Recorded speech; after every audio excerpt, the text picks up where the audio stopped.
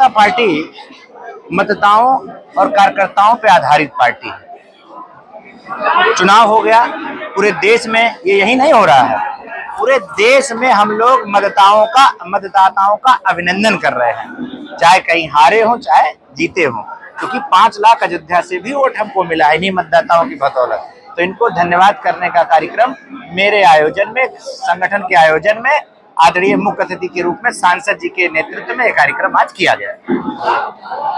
विधायक जी, जो मिल्कीपुर की विधानसभा है वो अयोध्या एक ऐसी सीट है जो इंटरनेशनल हलक पे है और आप बहुत 7,000 वोटों के अंतर से आप यहाँ पीछे रहे हैं लोकसभा चुनाव में।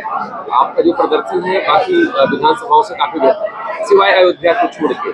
तो ये आपके अच्छे फीडबैक का एक प्रदर्शन रहा है, मानक रहा है। आप क्या कहना चाहेंगे? मैं सभी भारतीय जनता पार्टी के कार्यकर्ताओं का, सभी हमारे सहयोग के रूप में रहे सभी कार्यकर्ताओं का, मिल्कीपुर की जनता का मैं बहुत धन्यवाद देता हूं कि उन्होंने मेरा सम्मान बचाया, पार्टी का सम्मान बचाया और हम लोग कुछ ही वोटों से यहाँ हारे।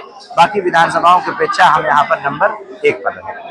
विधायक जी, आप बहुत सामान्य घर से आए, बहुत कम उम्र में आपने राजनीति में अपने आप को स्थापित किया।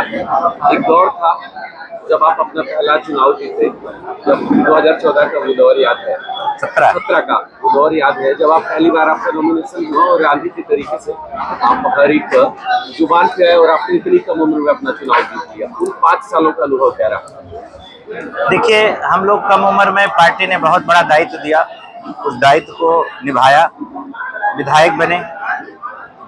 विधायक बन जाना बड़ी बात नहीं है। एक शायर की लाइन है कि अपनी मंजिल पे पहुंचना भी, खड़े रहना भी, अरे बड़ा मुश्किल होता है बड़े होके बड़े रहना भी। तो वो बड़े होके बड़ा कैसे रहा जाए, लड़ाई इस बात की शुरू होती है। मुझ में बहुत सारी कमियां भी रही होंगी शुरुआत में, मैंने उसका अध्ययन किया, चिंतन किया। हाँ, ये मैं दावे के साथ कह सकता हूँ कि मेरे द्वारा बहुत कोई अनैतिक कार्य नहीं हुआ है, ये मैं बहुत दावे के साथ कह सकता हूँ और मेरा बार बार चैलेंज रहता है। हाँ, यहाँ की जनता मुझे प्यार बहुत करती है, वो मुझसे ज्यादा मिलना चाहती है। उनकी एक ही शिकायत आती है, विधायक जी ज्यादा आवा करो, यूं आवा करो, वह आवा करो। उन सबको लेकर भी हमने अपने 5 साल के कार्यकाल में बहुत अभूतपूर्व काम किए। गांव-गांव में जाने के लिए रथ बनवाया, 42 दिन गांव में रहा, गांव की समस्याओं को जानने के लिए, उस नब्ज को पकड़ने के लिए मैं 42 दिन यात्रा किया। उसी गांव के 5वें गांव में रुकना, सुबह गांव को घूमना, एक बड़ी मुहिम हमने चलाई पर्यावरण और कई विभागों को लेके।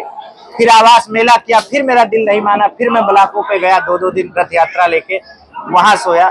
ऐसे तमाम सारे अनुभव रहे। मैं अपने कार्यकाल से बहुत संतुष्ट रहा।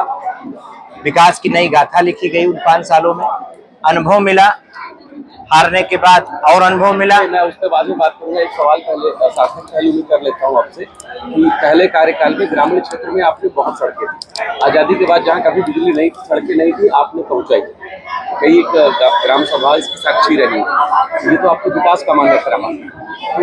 तो उस प्रक्रिया को आपने कैसे सोचा कि जो अच्छे गाँव थे जहाँ कभी सड़क बिजली नहीं थी, तो आपने कैसे उन गाँव को चयनित किया? हम लोगों ने कार्यकर्ता के भरोसे और रथ यात्रा के, जब रथ यात्रा में हम लोग गए, हमने ये बात मुख्यमंत्री जी को बताई। मुझे वो दिन याद है, मैं आपको दिखा भी सकता हूँ। उन्होंने मुझे 5 करोड़ रुपया अलग से देने का काम किया और उस 5 करोड़ रुपए मुझे याद है, मैंने 10 ऐसी रोडें बनवाई कि जो बहुत ही ज्यादा खराब थी, उसमें दिक्कत थी, नई रोड मैंने बनवाई थी। ऐसे तमाम फिर रोडों का डाटा आ गया, तकरीबन हम लोगों ने 100+ नई रोडें बनवाई, 100+। छोटी रोडें अपने निधियों से 100+ बनवाई, मतलब का एक अच्छा फिट गया। और हमारी तकरीबन 200 रोडें जो जहां भी प्लेटर था उसको सेंक्शन करने की पारी चली रही थी, पर कुछ ही वोटों से हम लोग चुनाव नहीं जीत पाए। दूसरा कार्यकाल जब आपका रहा, आपको टिकट मिला, 2022 का दौर था और बहुत कम वोटों के अंदर से आप चुनाव हारे।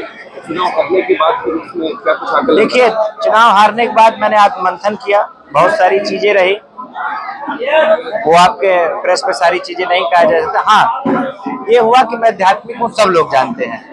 तो मैंने सड़कें वड़के जो आ गया छोटी मोटी, उसको मैंने सांसद जी से कह के, एमएलसी साहब से कह के, अलग से निधि ला के, सर हमारी कुछ बजट फंसे थे अवधेश जी उस पर लगातार विरोध कर रहे थे, लाइटों पे रिपेयरिंग नहीं हो रही थी। मैंने 10 चिट्ठियां लिखी। फिर जिस दिन इन्होंने इस्तीफा दिया, मैं मुख्यमंत्री से मिलने गया। फिर मुझे अधिकारियों का फोन आया, आप पता करिए।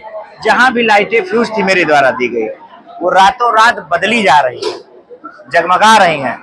आप चाहे सिंधौरा की तरफ चले जाइए, चाहे अज्ञौना की तरफ। अभी हमको कई साथी मिले थे, मुझे धन्यवाद दे रहे थे भैया। और मेरी जो 54 लाइटें जो वर्तमान सांसद जिन्होंने रोकी थी, उसको अब रोक नहीं सकते। वो अगले 15 से 20 दिन में स्थानों पर लग जाएगी। आप कहेंगे तो मैं एक एक का डाटा आपको दे दूंगा। और फिर चूंकि मैं आस्थावादी व्यक्ति हूं, तो मैंने सारा फोकस मंदिरों पे लगाया। मैंने 84 कोसी परिक्रमा किया। हमने खूब आनंद लिया इन 2 सालों में, खूब अनुभव लिया। 84 कोसी परिक्रमा का संकल्प था, अरबों रुपया सरकार दे रही थी। केशव जी ने मुझसे चुटकी ली, क्यों बाबा तुम तो कह रहे थे परिक्रमा करूंगा। हमका बिल्कुल करूंगा। फिर मैं हजारों साधु संतों के साथ मैंने परिक्रमा की, उसी भेष में रह के मैंने परिक्रमा की। फिर मेरे मन में आया कि भगवान की सेवा होए।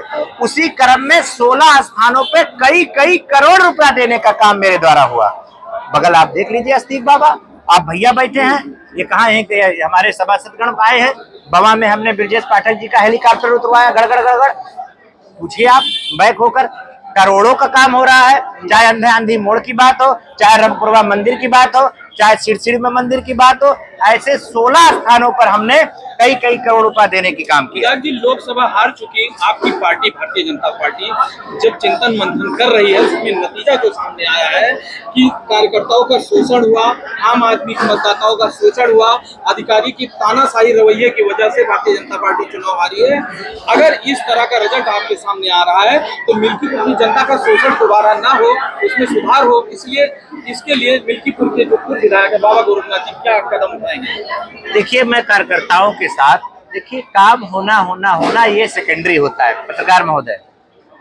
पहला जो होता है कि जो कार्यकर्ता आपसे कहे आप कितना रिस्पांस करते हैं। सब हमारा नेचर जानते हैं, हंसते हुए मिलना, कार्यकर्ताओं का काम करना, उनके लिए सीधे टेलीफोन करना, अपने कार्यकर्ताओं के लिए एकदम जान लगा देना।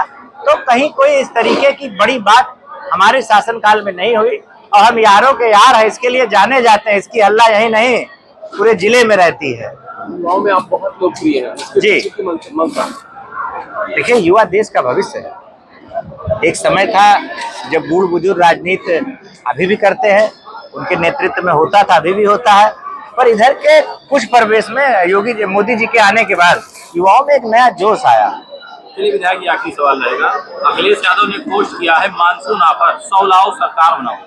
इशारा जो है नाम नहीं लिया है, और डिप्टी सीएम केशव प्रसाद क्या लाओ? 100 लाओ सरकार बनाओ। अभी जो भारतीय जनता पार्टी में उठापटक चल रही है डिप्टी सीएम और मुख्यमंत्री जी के बीच में, जो न्यूज चैनलों पर चल रही है, प्रदेश अध्यक्ष जी भी दिल्ली गए थे जेपी नड्डा जी से मुलाकात करने, इसके विषय में आप क्या कहते हैं? अखिलेश यादव ने पोस्ट किया है और मतलब मौका ढूंढा है 100 लाओ सरकार बनाओ। भैया, ये बड़े बड़क बात बा, अम्मा छोटे कार्यकर्ता ना फंसाओ तो बहुत ठीक बा।